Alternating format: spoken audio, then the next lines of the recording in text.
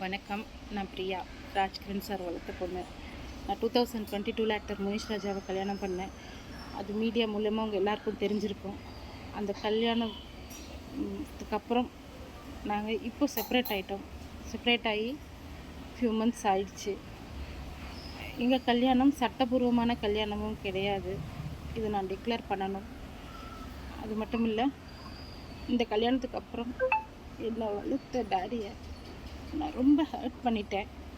1 இல்லை 2 இல்லை, நிறைய ஹர்ட் பண்ணிட்டேன். ஆனால் நான் அப்படி ஹர்ட் பண்ணப்போ எனக்கு ஒரு பிரச்சனை வந்தப்போ என்னை கைவிடாமல் சத்தியமாக நின்று காப்பாற்றினாங்க. இது நான் எதிர்பார்க்காத கருணை. இது எத்தனை முறை மன்னிப்பு கேட்டாலும் பத்தாது. என்னை மன்னிச்சிருங்க டாடி.